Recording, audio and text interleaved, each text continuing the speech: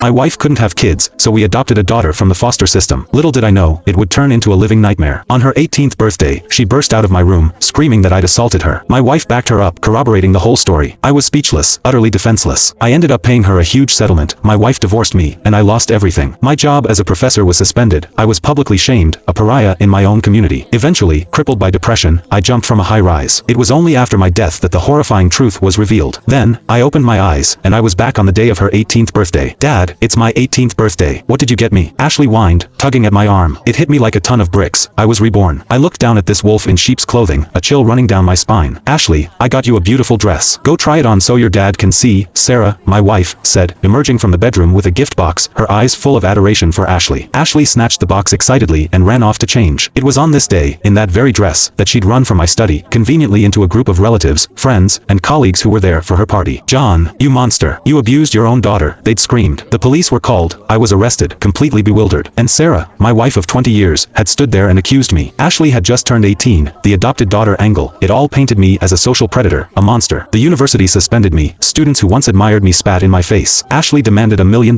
Under immense public pressure, I paid, using my parents' inheritance. Sarah divorced me, taking everything I had left. Then came the depression, the jump, the end. After my death, I saw them, Sarah and Ashley, arm in arm with a strange man at the scene of my suicide. Dad, how do I look? Ashley's sweet voice snapped me back to reality. Looking at her, I noticed a striking resemblance to Sarah, almost like a younger version. We'd adopted Ashley when she was 2. After that, Sarah poured all her energy into her, even giving her her last name. Even so, I never suspected they could be mother and daughter. I pulled away from Ashley, uncomfortable. It's beautiful, I mumbled. I'm going to the store to get groceries. We'll have a lot of guests tonight. I stood up and walked out. Wait, John, Sarah called after me. I froze, turning back to face them. Don't forget Ashley's favorite cherry cake, she said, beaming. I won't, I replied. I won't forget what you did to me either. This second chance wouldn't be wasted. They would pay. I returned from the store. Sarah and Ashley were out getting manicures. I rushed to my study and installed the hidden cameras I just bought. I tested the network connection to my phone. Everything worked perfectly. I left the study and started cooking. Ashley's party included family, friends, colleagues, even some faculty from the university. I had almost finished cooking when Sarah and Ashley returned, bubbling with excitement. They showed off their nails and makeup. Ashley then pulled me onto the couch. Dad, you've been working so hard. Let me give you a massage. She started kneading my shoulders. Sarah brought me a glass of iced tea from the kitchen. Honey, have some tea. To any outsider, we were the perfect family. I glanced at the tea, pushing it aside. I just had some water. I'm not thirsty right now. Sarah looked taken aback. It was the first time I'd ever refused her. She shot Ashley a look. Ashley picked up the tea and offered it to me. Dad, thank you for everything. For raising me. Please, have this tea. Consider it a toast from your daughter. I appreciate the thought, honey, but I'm really not thirsty. I'll drink it later. I pushed the glass away again. I could see undissolved white granules at the bottom. Ashley hesitated, clearly surprised I'd refused her twice. Dad, do you hate me? You won't even drink the tea I made for you. She started to cry,